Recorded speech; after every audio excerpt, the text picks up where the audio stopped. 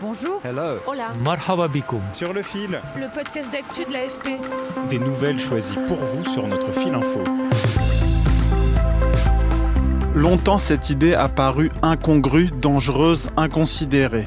Et pourtant, l'idée d'envoyer des troupes européennes en Ukraine fait son chemin, portée par les deux puissances nucléaires du continent, la France et le Royaume-Uni. La paix en Ukraine, qui se négocie pour l'instant entre Donald Trump et Vladimir Poutine, pourrait passer par la présence de soldats européens dans les plaines d'Ukraine. Washington estime que Moscou ne serait pas opposé à l'idée, le Kremlin réfute fermement. Mais pourquoi faire ? Sous quel mandat ? Combien d'hommes ? Dans cet épisode, nous allons tenter de répondre à ces questions avec Marie Dumoulin, ancienne diplomate et directrice du programme Europe élargie du Conseil européen des relations étrangères, le CFR, et Olivier Sueur, chercheur associé à l'Institut d'études de géopolitique appliquée. Sur le fil. Il veut la paix. Nous voulons la paix, on est totalement d'accord.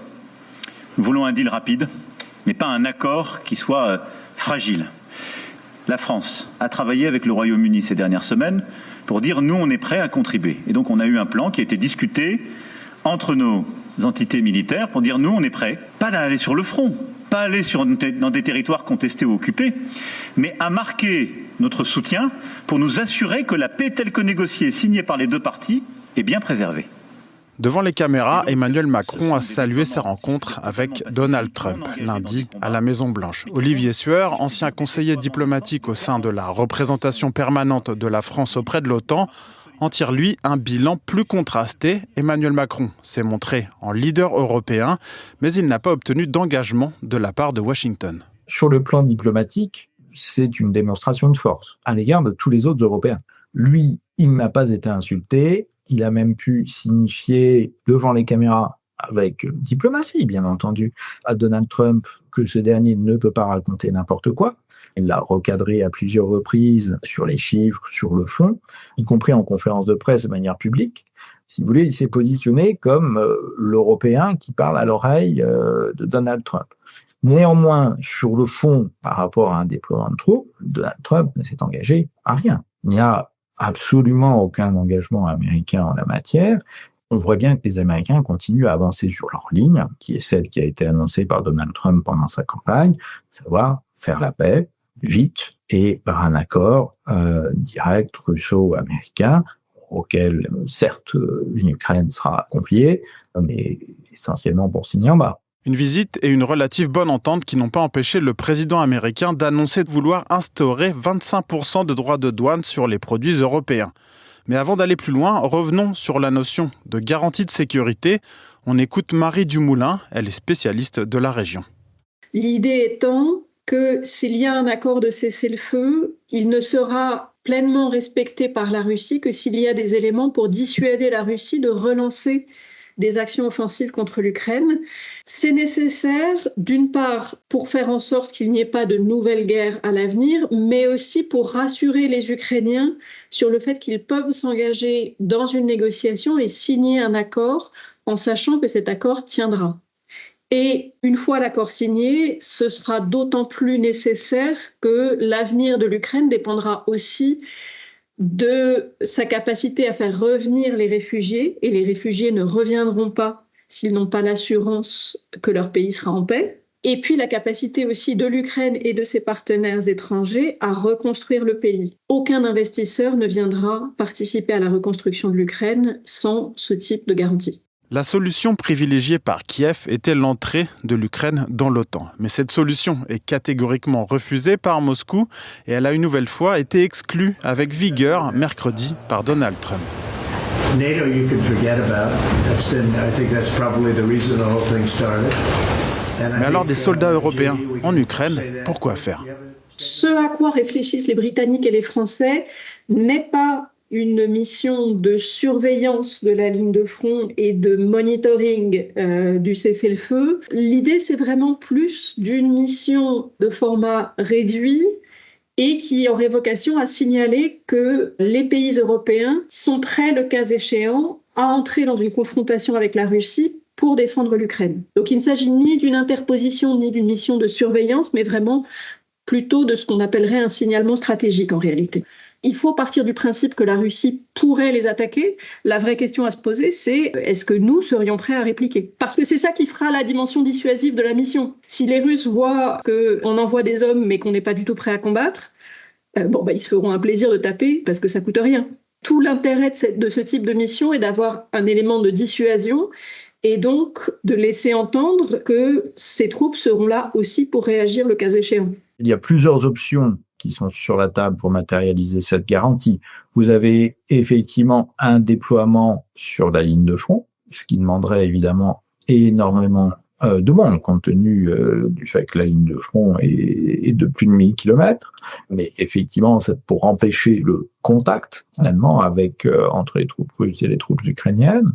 Vous avez une deuxième option, qui est d'avoir un certain nombre de blocs de troupes un peu plus loin, un peu plus en arrière du front, susceptibles d'intervenir, qui constituerait donc finalement une sorte de fil déclencheur, si vous voulez, en cas de nouvelle attaque russe. Ce déploiement constituerait une évolution stratégique majeure, une affirmation par les Européens de leur volonté de prendre en charge la sécurité de leur continent de manière beaucoup plus active que ce qu'ils ont fait jusqu'à présent. Cela pourrait supposer en effet une confrontation directe entre soldats européens et soldats russes. Mais qui enverrait des troupes ? La France et le Royaume-Uni se sont dit prêts à le faire. Les deux puissances travaillent sur un plan de déploiement de 30 000 hommes, selon les médias britanniques.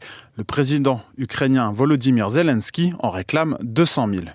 Les discussions qui ont notamment eu lieu la semaine dernière à Paris en particulier tournent autour d'une contribution franco-britannique principalement, à laquelle participerait à ce stade potentiellement la Suède. La Belgique a dit qu'elle serait éventuellement intéressée à étudier la question.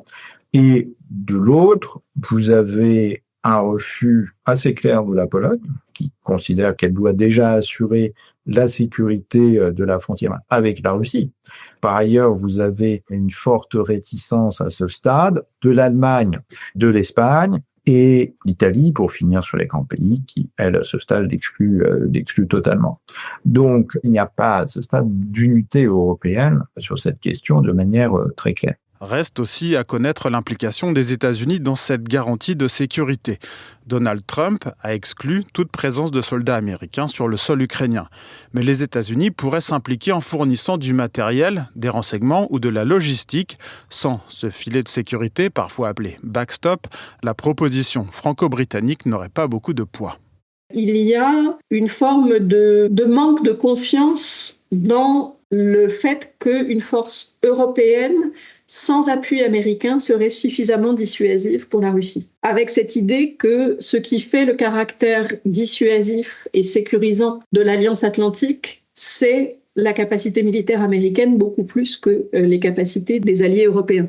Toute la question est de savoir si un tel déploiement se ferait avec l'appui des États-Unis ou s'il se ferait sans. Et en réalité, il est loin d'être certain qu'une telle mission finisse par voir le jour s'il n'y a pas une forme d'appui américain. Parce qu'un certain nombre de pays européens seront très réticents à s'engager sans un minimum d'assurance que les Américains seront derrière nous en cas de problème. Dans la diplomatie très transactionnelle de l'administration Trump, l'appui des États-Unis pourrait passer par un accord sur l'exploitation par des groupes américains des minerais ukrainiens.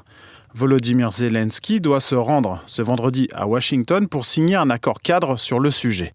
Un accord exigé par Donald Trump en compensation de l'aide militaire et financière versée depuis 3 ans.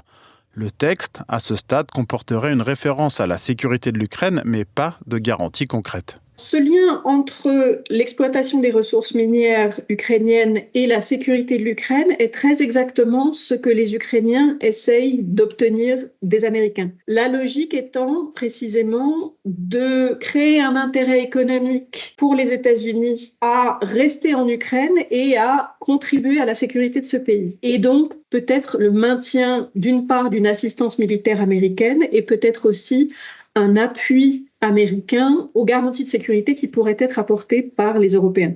Donald Trump a estimé que c'était aux Européens de fournir les garanties militaires, concédant simplement que les États-Unis allaient s'assurer que tout se passe bien. Mais au moment de l'enregistrement de cet épisode, jeudi 27 février, les Russes, eux, sont absolument contre la présence de soldats européens en Ukraine. Sergueï Lavrov s'est exprimé là-dessus de manière très claire lors des discussions de Riyad la semaine dernière avec son homologue américain, le secrétaire d'État Marco Rubio.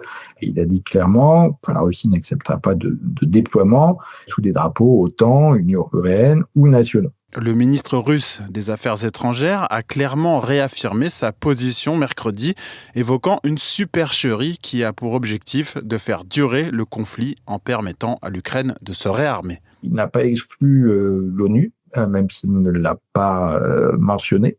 Mais pour un diplomate, voilà, ça fait partie du jeu. Deuxièmement, est-ce que les Russes peuvent s'opposer sur le plan diplomatique à ce déploiement ?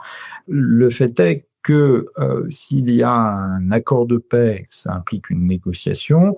S'il y a une négociation avec la position russe et de ne pas avoir de troupes européennes sur le territoire ukrainien, le résultat dépendra des termes finaux de l'accord. Je n'ai pas le sentiment que les positions officielles américaines aillent particulièrement à l'encontre des positions russes en ce moment sur le dossier ukrainien. En tout cas, cet aspect peut faire partie des négociations en cours. Au-delà de cet éventuel déploiement de troupes européennes, les garanties de sécurité ne peuvent pas s'arrêter là, selon Marie Dumoulin.